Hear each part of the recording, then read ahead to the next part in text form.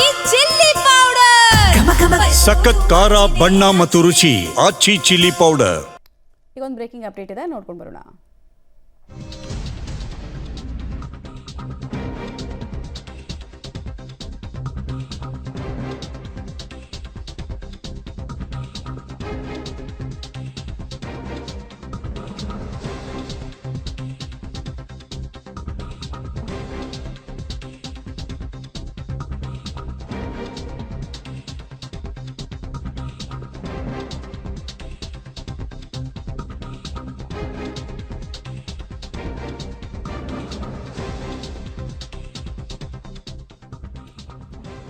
ನಟಿ ಕಾವ್ಯ ಗೌಡ ಕೌಟುಂಬಿಕ ಕಲಹ ಈಗ ಬೀದಿಗೆ ಬಿದ್ದಿದೆ.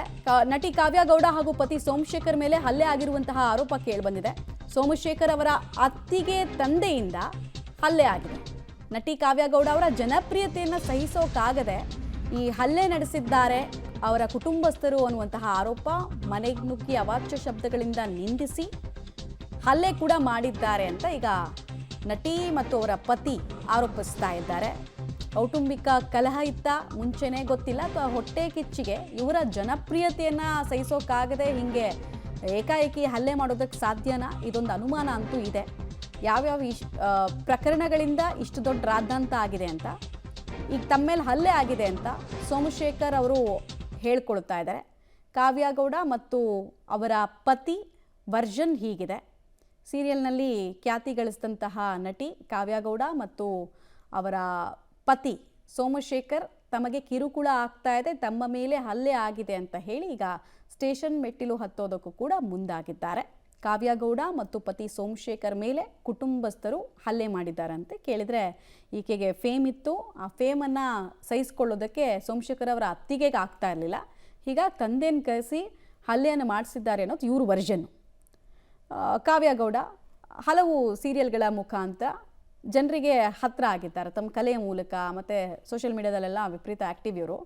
ಸೊ ಈಗ ಇವ್ರ ಫ್ಯಾಮಿಲಿ ರಾದ್ಧಾಂತ ಬೀದಿಗೆ ಬಿದ್ದಿರೋದು.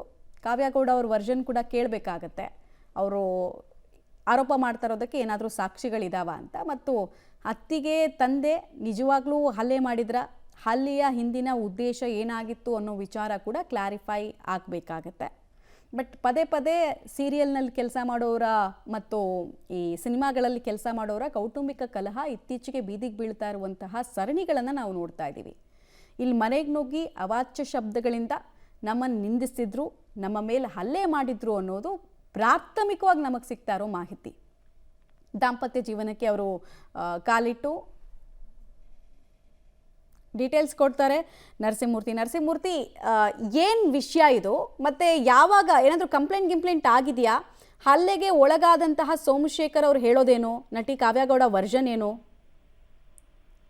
ಮಮತಾ, ನಟಿ ಕಾವ್ಯಗೌಡ ಹಾಗೆ ಅವರ ಪತಿ ಸೋಮಶೇಖರ್ ಮೇಲೆ ಹಲ್ಲೆ ಆರೋಪ ಕೇಳಿಬಂದಿದೆ. ಅವರ ಅತ್ತಿಗೆಯ ತಂದೆಯಿಂದ ಈ ಒಂದು ಹಲ್ಲೆಯನ್ನ ನಡೆಸಲಾಗಿದೆ ಅನ್ನೋ ಮಾಹಿತಿಗಳು ಸಿಗ್ತಿದೆ. ಮನೆಗೆ ನುಗ್ಗಿ ಅವಾಚ್ಯ ಶಬ್ದಗಳಿಂದ ನಿಂತಿದ್ದಾರೆ. ಅದ್ರ ಜೊತೆಗೆ ನಿನ್ನನ್ನ ರೇಪ್ ಮಾಡ್ತೀನಿ ಅನ್ನೋ ಮಟ್ಟಕ್ಕೆ ಸಾಕಷ್ಟು ಜನ ಅವರ ಸಂಬಂಧಿಕರೇ ಹೋಗಿ ಮನೆಗೆ ನುಗ್ಗಿ ಬೆದರಿಕೆಯನ್ನ ಹಾಕಿದಾರಂತೆ. ಆ ಕಾವ್ಯ ಗೌಡ ಅವ್ರ ಮೇಲೂ ಕೂಡ ಹಲ್ಲೆಯನ್ನ ನಡೆಸಿದ್ದಲ್ಲದೆ ಅವರ ಪತಿಗೆ ಚಾಕುವಿನಿಂದ ಇರಿದಿರೋ ಆರೋಪ ಕೂಡ ಕೇಳಿ ಬಂದಿದೆ. ಸದ್ಯಕ್ಕೆ ಖಾಸಗಿ ಆಸ್ಪತ್ರೆಯಲ್ಲಿ ದಾಖಲಾಗಿ ಚಿಕಿತ್ಸೆಯನ್ನ ಕೂಡ ಕೊಡ್ಲಾಗ್ತಿದೆ. ಇದೀಗ ಕಾವ್ಯ ಗೌಡ ಅವರ ಸಹೋದರಿ ಭವ್ಯ ಗೌಡ ಅವರೊಂದು ದೂರನ್ನ ಕೊಟ್ಟಿದ್ದಾರೆ. ದೂರಿನ ಆಧಾರದ ಮೇಲೆ ರಾಮಮೂರ್ತಿ ನಗರ ಪೊಲೀಸ್ ಠಾಣೆಯಲ್ಲಿ ಎಫ್ಐಆರ್ ದಾಖಲಾಗಿದೆ. ಎಫ್ಐಆರ್ ದಾಖಲಾಗಿ ಸದ್ಯ ಈಗ ಪೊಲೀಸರು ಅದರ ಈ ಒಂದು ಗಲಾಟೆಯ ಸಾಧಕ ಬಾಧಕಗಳ ಪರಿಶೀಲನೆಯನ್ನ ನಡೆಸುತ್ತಿದ್ದಾರೆ. ಈ ಸಂಬಂಧ ಕೆಲವರಿಗಾಗಿ ಯಾರೀಗ ಹಲ್ಲೆಯನ್ನ ನಡೆಸಿದ್ದಾರೆ, ಚಾಕುವಿನಿಂದ ಹಲ್ಲೆಯನ್ನ ನಡೆಸ್ತಂತವ್ರು ಮತ್ತೆ ಜೀವ ಬೆದರಿಕೆ ಹಾಕ್ತಂತವ್ರಿಗೆ ಹುಡುಕಾಟವನ್ನ ಸಹ ನಡೆಸುತ್ತಿದ್ದಾರೆ. ಸದ್ಯ ಆರೋಪಿತರು ಪ್ರೇಮ, ನಂದೀಶ್, ಪ್ರಿಯಾ, ರವಿಕುಮಾರ್ ಅಂತೇಳಿ ಇದೀಗ ಮಾಹಿತಿಗಳು ತಿಳಿದು ಬಂದಿದೆ. ಅವರಿಗಾಗಿ ಹುಡುಕಾಟವನ್ನ ನಡೆಸುವ ಕೆಲಸವನ್ನ ಪೊಲೀಸರು ಮಾಡ್ತಿದ್ದಾರೆ. ಎಷ್ಟು ಸಮಯದಿಂದ ಪ್ರಾಬ್ಲಮ್ ಆಗ್ತಾ ಇತ್ತು ಅನ್ನೋದೇನಾದರೂ ಎಫ್ಐಆರ್ನಲ್ಲಿ ಕಂಪ್ಲೇಂಟ್ನಲ್ಲಿ ಏನಾದರೂ ಉಲ್ಲೇಖ ಮಾಡಿದ್ದಾರೆ? ಎಷ್ಟು ಸಮಯದಿಂದ ಪ್ರಾಬ್ಲಮ್ ಆಗ್ತಾ ಇತ್ತು, ಮತ್ತು ಹಲ್ಲೆ ಬಗ್ಗೆ ಏನಾದರೂ MLC ಆಗಿರೋದ್ರ ಬಗ್ಗೆ ಏನಾದರೂ ಮಾಹಿತಿಗಳಿದಾವ? ಮೆಡಿಕಲಿ ಏನಾದರೂ ಸರ್ಟಿಫಿಕೇಟ್ಗಳಿದಾವ ಅವ್ರ ಹತ್ರ?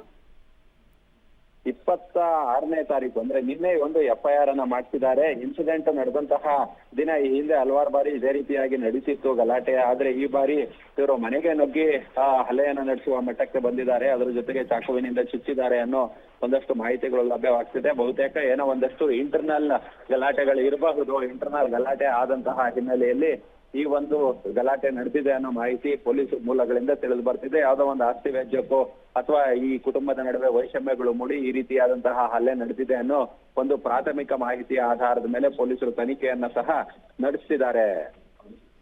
ನರಸಿಂಹಮೂರ್ತಿ, ಸ್ಪೆಸಿಫಿಕಲಿ ಏನಾದರೂ ಪತಿ ಮೇಲೆ ಮಾತ್ರ ಹಲ್ಲೆ ಆಗಿದ್ದ ಅಥವಾ ಇವ್ರ ಮೇಲೂ ಕೂಡ, ಕಾವ್ಯ ಅವ್ರ ಮೇಲೆ ಕೂಡ ಹಲ್ಲೆ ಆಗಿದ್ರ ಬಗ್ಗೆ ಏನಾದರೂ ಸ್ಪೆಸಿಫೈ ಮಾಡಲಾಗಿದೆಯಾ ಅಲ್ಲಿ?